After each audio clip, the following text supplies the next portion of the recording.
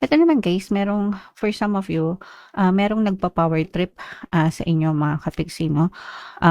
Puwedeng nabibiktima kayo ng, pambu-bully, mga kapiksi 'no, pambu-bully ito guys, kaya meron ditong curse na energy, ayan.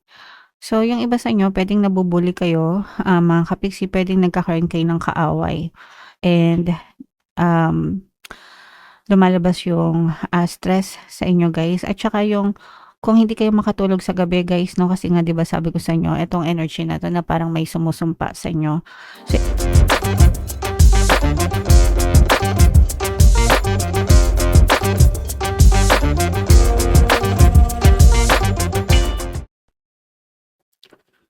hello guys, hello Capricorn, welcome back to Pinoy Pixie Tarot. Ang pamagat ng episode natin for tonight is first half kapalaran para ngayong April 1 to 15 guys para sa Capricorn, Sun, Moon, Rising sign and Venus. Unahin natin 'tong deck na 'to guys. Ito yung mga angel messages para sa inyo, mga paparating sa inyo or mga puwede niyong, maranasan, guys ngayong April 1 to 15.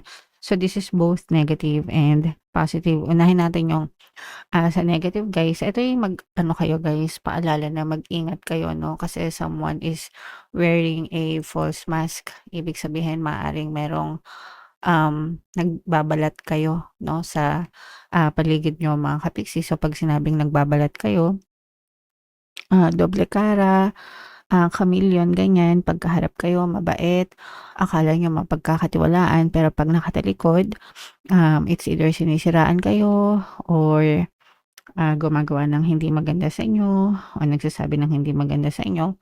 So may betrayal, may deception, may kasinungalingan na nagaganap mga kapiksi.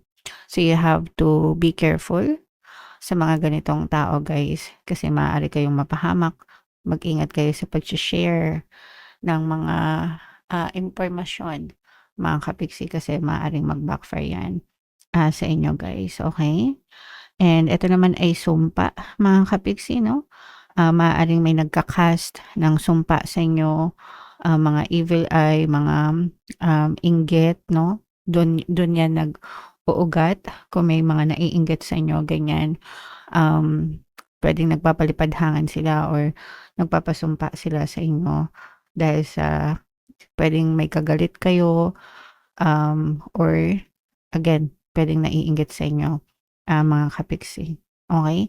That's why it's very important na marunong tayong makisama guys and protektahan niyo yung inyong sarili, magdasal kayo, mga kapiksi.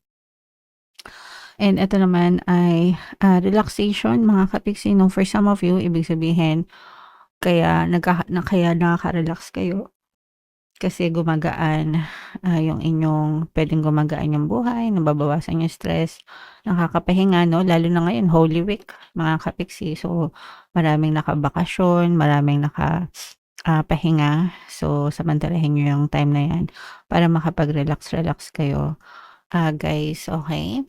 Alright, so comment down below guys if naka-resonate kayo diyan. Ito naman guys yung susunod na set of energies. Ito yung mga emosyon sa loob ng love life nyo. Pwedeng nararamdaman mo, pwedeng nararamdaman ng person mo, pwedeng parehas nyong nararamdaman, mga kapiksi. So, meron ditong fulfilled guys. Ibig sabihin masaya, no? O okay naman sa relasyon. Puwedeng harmonious yung relationship nyo, puwedeng, para sa inyong, nakita niyo na yung tamang person na para sa inyo, mga kapiksi, okey? Kaya very much fulfilled, very much satisfied kayo, dun sa relationship niyo guys. Yung iba naman, yeah, so dahil fulfilled kayo mga kapiksi, you feel very secure 'no? Very secure sa relationship, inaalagaan niyo yung isa't isa. Feeling mo inaalagaan ka ng person mo, feeling ng person mo inaalagaan, mo siya, ganyan. Kaya nagkakaroon ng harmonious na, relationship. So, very peaceful itong relationship na 'to guys 'no, at least for some of you. And another emotion dito guys hopeful, no? Ito naman ay umaasa na maging ma-okey yung relationship, umaasa na magtuloy-tuloy yung ganitong klaseng pagkakaroon ng harmonious na, relationship. Very positive, very full of, hope and faith sa isa't isa, guys, no? And dapat ganyan talaga tayo. Kailangan kailangan maganda palagi yung perception natin dun sa relationship, dun sa person, sa isa't isa para manatili, no, yung pagkakaroon ng harmonious na, relationship, guys. So, comment down below, Capricorn, if naka-resonate kayo diyan. So, shuffle natin 'to, guys. Hanapin natin yung energy ng Capricorn. Habang sina-shuffle ko 'to, panoorin niyo muna yung video natin regarding sa ating paano mag-manifest ng abundance video course.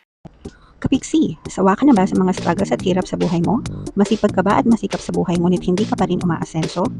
Ilang beses ka na bang nag-attempt magnegosyo at mag-invest pero palagi ka pa rin nalulugi? Sa pagkakataon na ito ay maaaring may subconscious beliefs ka na nagiging balakid sa iyong pag-unlad at pagyaman. Introducing, paano mag-manifest ng abundance video course. Dito ay matututunan mong ma-overcome ang mga balakid mo para tuluyan ka ng umunlad, umasenso, sumagana, maging matagumpay, successful at maswerte sa iyong kabuhayan, pera, trabaho, negosyo sa lapi at kaperahan ng bonggang-bongga. Dali, mag-send na ng email sa pinoypixie@gmail.com at simulan na ang iyong pagyaman ngayon. Alright, so sa lahat ng gusto mag-avail ng course, guys, meron tayong paano mag-manifest ng abundance video course. Paano mawala ang third party at magkaroon ng harmonious na relationship. Paano pabalikin si extra-vice breakup. Sa mga interesado, guys, mag-send lang kayo ng email sa pinoypixie@gmail.com. And sa mga naghahanap ng pampaswerte, guys, meron tayong money shaker jars. Ito yung sample nun, mga kapis. Ito pampaswerte ko to, guys. Tsaka ito, guys, no? So, ito yung WhatsApp number ko. I-chat nyo lang ako dyan, guys. Huwag na kayo magpahuli, guys, no? Dumadami na yung success sa money shaker jars. Mag-avail na kayo, guys, habang meron pa hanggang pwede pa mag-deliver, mga kapiksi. So, meron ditong presence ng Earth sign, Capricorn, Taurus, Virgo, Air sign, Aquarius, Gemini, Libra. For some of you guys, maaaring may ganyang element kayo sa inyong natal chart, or you may be dealing with another sign. So, ito, guys, yung sinasabi natin na magandang, very harmonious yung relationship ninyo, ng person mo, mga kapiksi. Kung kayo ay naghiwalay or ginosted ng person mo, or kahit na sabihin natin na nagkatampuhan, susuyuin ka ulit nitong person mo, mga kapiksi, or magre-reconnect siya sa inyo, guys, para humingi ng tawad or to simply make peace sa inyo, guys. Yung iba naman hindi na aabot sa ganun kasi very loyal yung person nyo sa inyo. Nandun yung loyalty. Habang tumatagal din dito, guys, nakikita natin na lumalabas yung pagiging loyal sa inyo ng person mo, na mas nalalaman mo na, or mas nalalaman mo na loyal siya sa inyo, Capricorn. Okay? So, ito magandang energy sa relasyon. Kaya sana makaresonate kayo, guys, kasi bihira lang yung nakaka-resonate sa magandang love reading. So, sana makaresonate kayo dyan kasi very loyal sa inyo yung person nyo, guys. Okay? And ito naman, may mamamanifest kayong mga bagong simula, bagong pagkakakitaan, or ito mga bagong negosyo, guys, or bagong side hustle. Pwede rin bagong investment.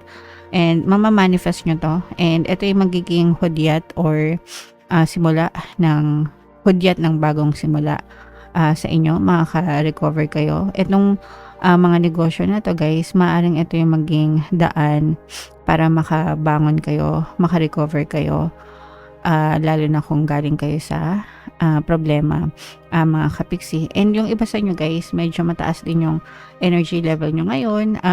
Andun kayo sa stage na gusto nyo lang sumubok, no?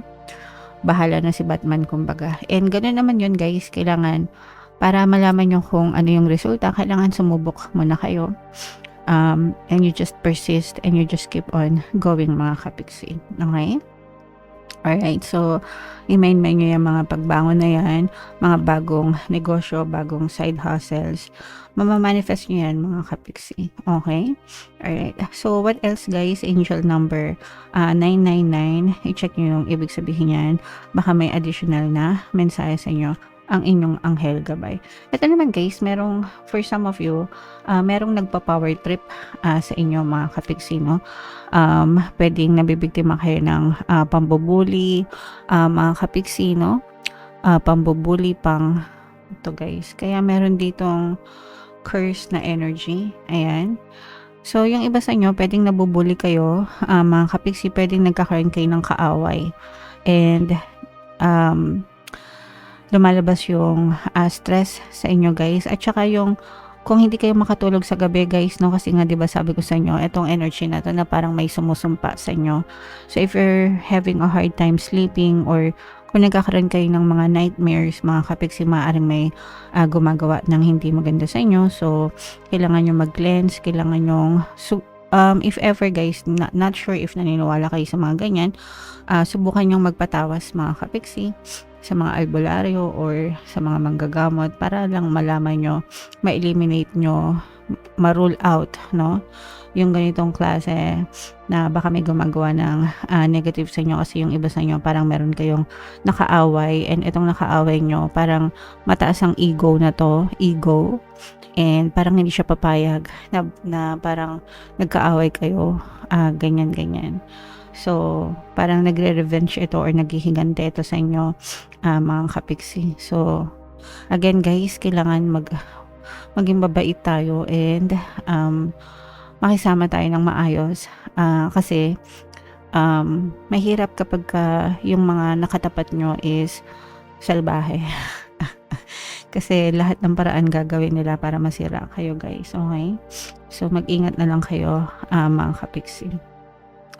For some of you, maaaring may travel na maganap guys ngayong panahon na to. So sabi ko nga 'di ba, Holy Week, and sometimes yung ganitong petsa, ito yung mga times na maraming nag-outing, maraming nagta-travel. So enjoy nyo lang guys, no? Pero ingat-ingat din, mga kapiksi, at saka I'm not sure if I'm the right person to say this. Tipid-tipid tayo ng konti, lalo na sa mga travel, kasi kailangan natin mag-conserve ng gas, diba? Langis. Kumbaga, pang emergency, as much as we can, guys. Okay? Alright. So, yeah. Comment down below, Capricorn, if naka-resonate kayo. Ito guys, ay sorry, nakalimutan pala natin ito. Ito yung guys, no? Kaperahan ito mga kapiksi, abundance of or tawag dito, mananagana kayo sa kaperahan. Sabi ko nga sa inyo guys, may mga bagong opportunity kayo sa investment negosyo, no? Magpapasok ito ng malaking halaga sa inyo, guys. So yeah, imain-main na yan sa comment section mga kapiksi. Alright? Okay, so comment down below guys if naka-resonate kayo. Always highlight the positive mga kapiksi. For more tarot readings, ito yung playlist nyo. Ito naman yung ating success stories ng paano mag-manifest ng abundance video course. Panoorin nyo itong video natin guys about money shaker jars. Thank you for liking, sharing, and subscribing. See you next time guys. I love you all. Have a nice day. Bye-bye.